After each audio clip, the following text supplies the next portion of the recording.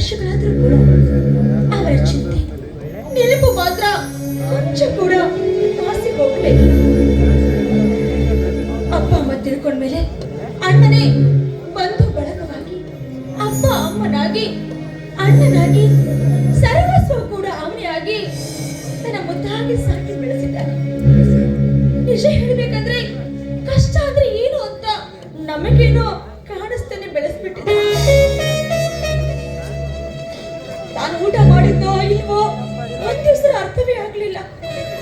ಅರೆ ಹುಟ್ಟು ತಾತಿದ್ರು ಕೂಡ, ಬೇರೆಯವ್ರ ಮನೆಯಲ್ಲಿ ಆಡಾಗಿ ದುಡಿದ್ರು ಕೂಡ ಈ ತಂಗಿ ತಮ್ಮಂದಿರಿಗೆ ಯಾವ ಕೊರತೆನೂ ಮಾಡಲಿಲ್ಲ. ನಿಜವಾಗಿಯೂ ನನ್ನ ಅಣ್ಣ ಅಂದ್ರೆ ನನಗೆ ನನ್ನ ಹೆಮ್ಮೆ, ನನ್ನ ಪಾಲಿನ ದೇವರಿಗಿಂತ ಹೆಚ್ಚು ಅವನು. ಇನ್ನು ನನ್ನ ಎರಡನೇ ಅಣ್ಣ ವಿದ್ಯಾಭ್ಯಾಸ ಕೋರ್ಸ್ ಮಾಡಿ ನೌಕರಿ ಆದಷ್ಟು ಬೇಗ ಸಿಗ್ಬೇಕಂತ ಬೆಂಗಳೂರು, ಮೈಸೂರು, ಅಲ್ಲಿ ಇಲ್ಲಿ ಅಂತ ಇಂಟರ್ವ್ಯೂಗಾಗಿ ಅಲಿತಾ ಇದ್ದಾನೆ. ಇನ್ನೂ ಕೊನೆಯ ತಮ್ಮ ಅವನು ಅಷ್ಟೇ ದೂರದಲ್ಲಿ ವಿದ್ಯಾಭ್ಯಾಸ ಮಾಡ್ತಾ ಇದ್ದಾನೆ. ಈ ನಮ್ಮ 3 ಜನರನ್ನ ಕಣ್ಣ ರೆಪ್ಪೆ ತರ ಕಾಪಾಡ್ತಿರನೋ ನನ್ನ ದೊಡ್ಡಣ್ಣ. ಆ ನನ್ನಣ್ಣ ಅದೆಷ್ಟು ಕಷ್ಟ ಪಡ್ತಾ ಇದ್ದಾನೋ, ಅದೆಷ್ಟು ಹೊತ್ತು ಉಪವಾಸ ಇದ್ದಾನೋ ನಾನ್ ಬೇರೆ ಕಾಣೆ. ಒಟ್ನಲ್ಲಿ ನಮ್ಮೆಲ್ಲರನ್ನು ಕೂಡ ಕಾಪಾಡ್ತಾ ಸಾಕ್ತಾ ಇರೋನೆ ನನ್ನ ದೊಡ್ಡಣ್ಣ, ನನ್ನ ದೇವರು, ನನ್ನ ಮುದ್ದಿನ ಅಣ್ಣ. ಆ ಅಣ್ಣನ ಮಾತ್ರ ಸಿಗುವಾಗಿಡುತ್ತೇವೆ.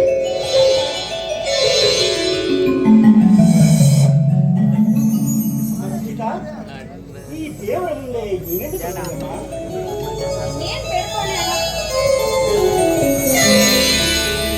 ದೇವರಿಗಿಂತ ಹೆಚ್ಚಾಗಿ ಮುದ್ದು ಅಣ್ಣ ಇದ್ದಾನಲ್ಲ, ಎಲ್ಲಾ ಕಷ್ಟವನ್ನ ಬರೀ ಅಣ್ಣನಿಗೊಬ್ಬರಿಗೆ ಕೊಡ್ತೀರಲ್ಲ, ನಮ್ಗೂ ಸ್ವಲ್ಪ ಕೊಟ್ಟು ನಮ್ಮೆಲ್ಲ ಕಷ್ಟ ದೂರ ಮಾಡುವಂತ ಭಕ್ತಿಯಿಂದ ಕೇಳ್ಕೊಳ್ತಾ ಇದ್ದಾರೆ.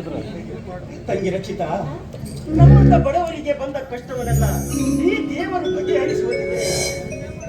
ಈ ಜಗತ್ತಿನಲ್ಲಿ ಯಾರು ಬಡವರನ್ನದೇ ಇರುತ್ತಿರಲಿಲ್ಲಮ್ಮ. ಕಷ್ಟದಲ್ಲಿ ಇದ್ದವರಿಗೆ ಕಷ್ಟಪಟ್ಟು, ಶ್ರೀಮಂತಿಕೆಯಲ್ಲಿ ಮೆರೆಯವರಿಗೆ ಇನ್ನು ಸಿರಿತನ ಕೊಟ್ಟು, ಹೂವಿನ ಮೇಲೆ ಮಲಗುತ್ತರ ಮಾಡಿದನೇ ಆ ನಮ್ಮ ದೇವರು. ಎಷ್ಟೊಂದು ಜನ ಊಟಕ್ಕೆ ಅನ್ನವಿಲ್ಲದೆ ಬೇರೆಯವರ ಮನೆಯಲ್ಲಿ ಅನ್ನ ಕಟ್ಟಿ ಕೈ ಹೊಡಿದರು.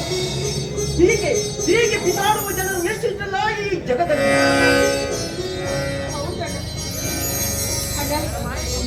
ಹೊತ್ತಿನ ಊಟಕ್ಕೋಸ್ಕರ ಪರದಾಡ್ತಾ ಇರುವಾಗ ನೀನ್ ಮಾತ್ರ ಅದೆಷ್ಟು ಹೊತ್ತು ಉಪವಾಸ ಮಾಡಿದ್ಯೋ, ಅದು ಏನ್ ಕತೆನೋ. ಆದ್ರೆ ನಮಗ್ ಮಾತ್ರ ಕೊಂಚ ಕೂಡ ಕಷ್ಟ ಗೊತ್ತಾಗದೆ ಬೆಳೆಸ್ಬಿಟ್ಟಿ ಅಣ್ಣ. ಅಲ್ಲಣ್ಣ, ಅದು ಹೇಗೆ ನಿಭಾಯಿಸಿದೆ ನೀನಂತ. ಈಗಿನ ಕಾಲದಲ್ಲಿ ಜೀವನ ನಡೆಸೋದೇ ತುಂಬಾ ಕಷ್ಟ. ಅಂಥದ್ರಲ್ಲಿ ಇಷ್ಟು ವರ್ಷಗಳ ಕಾಲ ನಮ್ಮನ್ನ ಸಾಕಿ ಬೆಳೆಸಿ ಇಷ್ಟು ದೊಡ್ಡರನ್ನ ಮಾಡಿದೆಯಲ್ಲ ಅಣ್ಣ, ನಿನ್ ಋಣ ಹೇಗೆ ತೀರಿಸೋದು? ದೇವ್ರ ಅಣ್ಣ ನೀನು,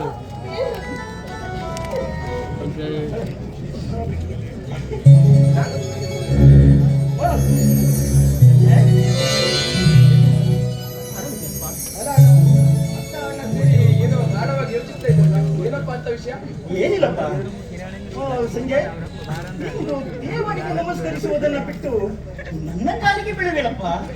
ಅಣ್ಣ ನೋಡೋಣ, ನನ್ನ ಪಾಲಿಗೆ ಎಲ್ಲವೂ ನೀನೆ. ಅದು ಅಲ್ಲದೆ ಚಿಕ್ಕವರಿದ್ದಾಗ ತಂದೆ ತಾಯಿಯನ್ನ ಕಳ್ಕೊಂಡ ನಮ್ಮೆಲ್ಲರನ್ನು ತಂದೆ ತಾಯಿಯ ಪ್ರೀತಿ ವಾತ್ಸಲ್ಯ ಕೊಟ್ಟು ಇಷ್ಟು ದೊಡ್ಡವರನ್ನಾಗಿ ಮಾಡಿದೀಯ. ಎಷ್ಟಿದ್ರೂ ಆ ದೇವರನ್ನ ನಮಸ್ಕರಿಸುವಂತೆ ನಿನ್ನನ್ನು ನಮಸ್ಕರಿಸುವುದು ಒಂದು ಏನಂತೀಯ ಸಂಜಯ್? ಈ ಮಾತಿಗೆ ನನ್ನ 100% ನಿನಗೆ ನೋಟು. ಯಾಕೆ ಹೇಳು? ನೀ ಹೇಳೋ ಒಂದು ಮಾತು ಕೂಡ ಅರ್ಥ ಇದೆ ಕಣೋ ಅಣ್ಣ. ಸಂಜಯ್ ಮಾತು ತುಂಬಾ ಅರ್ಥ ಇದೆ. ಯಾಕೆ ಈ ರೀತಿ ಮಾತಾಡ್ತೀರಾ? ನಿನ್ನ ವಿದ್ಯಾಭ್ಯಾಸ ಹೇಗೆ ನಡೀತಿದೆ? ಇರೋದಕ್ಕೆ ಬಂದು ಬಿಟ್ಟಿಯಲ್ಲ, ಏನು ವಿಷಯ? ಈ ಆಶೀರ್ವಾದದಿಂದ ನನ್ನ ವಿದ್ಯಾಭ್ಯಾಸ ತುಂಬಾ ಚೆನ್ನಾಗಿ ನಡೆದಿದೆ. ಅದು ಅಲ್ಲದೆ ಸ್ವಲ್ಪ ದಿನಗಳ ಕಾಲ ಹೊರಡಿ ಸಿಗ್ತಾ ಹಾಗೆ ನಿಮ್ಮೆಲ್ಲರನ್ನ ನೋಡೋ ಕುತೂಹಲ ಈ ಕಡೆ ನಡೀತಾ ಇತ್ತು. ಅದಕ್ಕಾಗಿ ಡೈರೆಕ್ಟ್ ಆಗಿ ಯಾರು ಹೇಳ್ದೆ ಇಲ್ಲಿಗೆ ಓಡ್ಬಂದ್ಬಿಟ್ಟೆ. ಸಂಜಯ್ ಏನು ನೀನು ಅಲ್ಲ ಹೀಗೆ ಮಾಡ್ತಾರಣ್ಣ? ಒಂದು ಫೋನ್ ಮಾಡಿ ಬರ್ತೀನಿ ಅಕ್ಕ ಹಾಗೆ ಹೀಗೆ ಅಂತ ಹೇಳಿದ್ರೆ ನಾನು ಇಷ್ಟೊಂದು ಅಡಿಗೆ ರೆಡಿ ಮಾಡ್ತಾ ಇದ್ದೆ. ಅಲ್ಲ ಸಂಜಯ್, ತಪ್ಪು ತಾನೇ ಇದು? ಅಲ್ಲ ಒಂದು ಫೋನ್ ಮಾಡಿದ್ರೆ ಹೇಳ್ಬೋದಾಗಿತ್ತಲ್ಲ ವಿಷಯ. ನೋಡಕ್ಕ, ಒಂದ್ ವೇಳೆ ನಿನ್ಗೆ ನಂತರ ಆ ವಿಷಯ ಹೇಳಿದ್ರೆ ನೀನು ಹೋಗಿ ಅಣ್ಣನಿಗೆ ಹೇಳ್ದೆ ಇರ್ತೀಯ. ಅದು ಅಲ್ಲದೆ ಅಣ್ಣನು ಕೂಡ ಯಾವ ತರ ಮಾಡ್ತಾನೆ ಅಂತ ಗೊತ್ತಾ? ಈಗೇನು ನಾನ್ ಮತ್ತೆ ವಾಪಸ್ ಹೋಗಿ ನಿನ್ ಕಾಲ್ ಮಾಡಿ ಅಕ್ಕ ನಾನ್ ನಾಳೆ ಬರ್ತಾ ಇದ್ದೀನಿ, ಹೋಗಿ ಎಲ್ಲರಿಗೂ ಡಂಗುರ ಸಾರಿ ಹೇಳ್ಬೇಕಾ? ಹಿಂದೆ ಸಂಬಳವಾ? ಏನ್ ಮಾಡುದು? ಅಂದಾಗೆ ಪ್ರಶಾಂತ್ ಅಣ್ಣ ಇಲ್ಲಿ ಕಾಣ್ತಾ ಇಲ್ಲಲ್ಲ? ಈಗ ಇವ್ರ ವೇಷ ಅಂತ ಹೊರಗಡೆ ಹೋಗಿದ್ದಾನೆ. ಈಗಲೇ ಬರ್ತಾನಪ್ಪ ಅವ. ಬರ್ಬೋದು ಅನ್ಸುತ್ತೆ. ಬಂದ ಒಳ್ಳೇದಾಗ್ಲಿ. ಸ್ವಲ್ಪ ಲೇಟ್ ಮಾಡ್ತಾರಮ್ಮ. ಬಂದೆ. ಅಣ್ಣ ನಮಸ್ಕಾರ ಅರೇ ಸಂಜಯ್ ಯಾವಾಗ ಬಂದಿಯೋ? ಈಗ ಜಸ್ಟ್ ತಾನೇ ಬಂದೆ. ಹೌದಾ? ಅಂದಾಗೆ ಅಣ್ಣ ಹೇಳ್ತಿದ್ನಲ್ಲ ಏನೋ ಒಂದು ಇಂಟರ್ವ್ಯೂ ಹೋಗಿದ್ದೆ ಅಂತ. ಏನಾಯ್ತು? ಹಾ ಸ್ವಲ್ಪ ಎದುರಿಸ್ಬಿಡ್ತೇವೆ. ಹಾ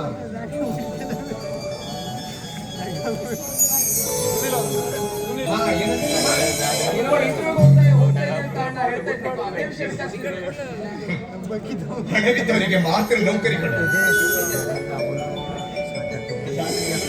ಪ್ರಶಾಂತ್ ಏನಾಯ್ತಪ್ಪ? ಏನಾಯ್ತು? ಇಂಟರ್ವ್ಯೂ ಎಲ್ಲ ಪಾಸ್ ಆಗಿದ್ದೀನಿ. ಸಂತೋಷದಲ್ಲಿ ಖುಷಿಯಿಂದ ಹೊರಗಡೆ ಬರ್ತಾ ಇದ್ದೆ. ಅಧಿಕಾರಿಗಳು ನನ್ನ ಬೆನ್ನಿಂದಲೇ ಬಂದ್ರು. ಆದ್ರೆ ಅಧಿಕಾರಿಗಳು ಕರೆದು ಏನಂದ್ರೆ ಗೊತ್ತಾ, ನಾನು ಖುಷಿಯಿಂದ ಇದ್ದೆ. ತಮ್ಮ ನಾಳೆನೆ ಜಾಯ್ನ್ ಆಗು ಅಂತ ಹೇಳ್ತಾರೆ ಅಂತ. ನೋಡಪ್ಪ ನೀವು ನೌಕರಿ ಬೇಕಂದ್ರೆ 7 ಲಕ್ಷ ರೂಪಾಯಿ ಹಣ ಕೊಡ್ಬೇಕು ಅಂತ ಹೇಳಿದ್ರು. ಅವಾಗ್ಲೇ ಬಿಟ್ಟು ಬಂದ್ಬಿಟ್ಟೆ ಅಣ್ಣ, ನಾನು ಬಿಟ್ಟು ಬಂದ್ಬಿಟ್ಟೆ. ಕೈಯಲ್ಲಿ ಹಣವಿದ್ದವರಿಗೆ ಮಾತ್ರ ನೌಕರಿ ಕೊಡು. ನಮ್ಮಂತ ಬಡವರಿಗೆ ಯಾರು ನೌಕರಿ ಕೊಡ್ತಾರೆ? ನಮ್ಮ ಭವಿಷ್ಯಕ್ಕಾಗಿ ಹೊಟ್ಟೆಗೆ ಅನ್ನ ನೀರು ಬಿಟ್ಟು ಹೋಗುತ್ತೇವೆ.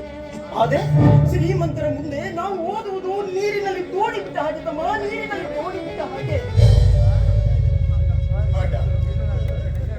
ನೌಕರಿ ನೌಕರಿ ಅಂತ ನಾನು ನೌಕರಿಗಾಗಿ ಕಾಯ್ತಾ ಕುಳಿತರೆ ನಮ್ಮ ಸಮಯ ವ್ಯರ್ಥವಾಗಿ ಹೋಗ್ತದಣ್ಣ. ಸಮಯ ವ್ಯರ್ಥವಾಗಿ ಹೋಗ್ತದೆ. ನೋಡು ನಿಮ್ಗೆ ನಾನು ನಿನ್ ಜೊತೆ ಕೆಲಸಕ್ಕೆ ಬರ್ತೇನೆ ಅಣ್ಣ. ಬೇಡ ಅಂತ ಮಾತ್ರ ಹೇಳ್ಬೇಡಣ್ಣ, ಬೇಡ ಅಂತ ಮಾತ್ರ. ಬೇಡ ನೋಡು, ನಾನು ಅನುಭವಿಸಿದ ಕಷ್ಟ ಮತ್ತೆ ಯಾರಿಗೂ ಬರಬಾರ್ದಪ್ಪ, ಮತ್ತೆ ಯಾರಿಗೂ ಬರಬಾರ್ದು. ಅಣ್ಣ ಪ್ರಶಾಂತ್ ಅಣ್ಣ ಹೇಳ್ತಾ ಇರೋದು ಕರೆಕ್ಟ್ ಆಗಿದೆ. ಈ ವಿದ್ಯಾಭ್ಯಾಸ ಬಿಟ್ಟು ನಾವಿಬ್ರು ನಿಮ್ ಜೊತೆ ಕೆಲಸಕ್ಕೆ ಬಂದು ಬಿಡ್ತೀವಣ್ಣ.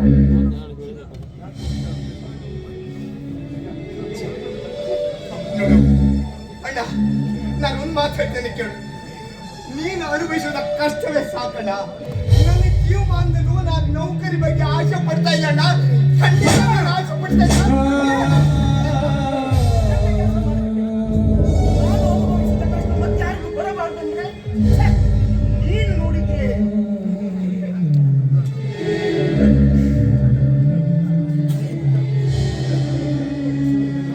ಅಣ್ಣ, ನೌಕರಿ ನೌಕರಿ ಅಂತ ನೌಕರಿಗಾಗಿ ಕಾಯ್ತಾ ಇದ್ರೆ ನನ್ನ ತಂಗಿಯ ಭವಿಷ್ಯ ಹಾಳಾಗೋಗ್ತಿದೆ, ಹಾಳಾಗೋಗ್ತದೆ. ನೋಡು, ನಾನು ನಿನ್ನ ಸಂಗಡ ದುಡಿದು ನನ್ನ ತಂಗಿಗೆ ಒಂದು ಒಳ್ಳೆಯ ವರನನ್ನ ನೋಡಿ ಮದುವೆ ಮಾಡೋಣ ಅಣ್ಣ, ಮದುವೆ ಮಾಡೋಣ. ಅಷ್ಟೇ ಅಲ್ಲದೆ ನನ್ನ ತಮ್ಮನಿಗೆ ವಿದ್ಯಾಭ್ಯಾಸ ಕೊಟ್ಟು ಒಳ್ಳೆಯ ನೌಕರಿ ಸಿಕ್ಬಿಟ್ರೆ ನಮ್ಮ ಮನೆಯನ್ನ ನನ್ನ ಗೋಕುಲ ಆಗ್ತೀರ, ನನ್ನ ಗೋಕುಲ ಆಗ್ತೀರ. ಇವರೆಷ್ಟು ಕಷ್ಟಪಡ್ತಾ ನೋಡ್ತಾ ಇದ್ರೆ ಕರುಣೆ ಕಿತ್ತು ಬರ್ತಾ ಇದೆ. ಇದ್ರ ಮಧ್ಯ ಕೇಳಿದಷ್ಟು ವರದಕ್ಷಿಣೆ ಕೊಟ್ಟು ಅವ್ರ ಕಾಲ್ ಹಿಡಿದು ನಿನ್ ತಂಗಿನ ಕೊಡ್ಬೇಕು, ನನ್ ಮದ್ವೆ ಹೋಗ್ಬೇಕೇನು? ಬೇಡ, ನನ್ ಮದ್ವೆ ಆಗೋದಕ್ಕೆ ಇಷ್ಟ ಇಲ್ಲ ಅಣ್ಣ.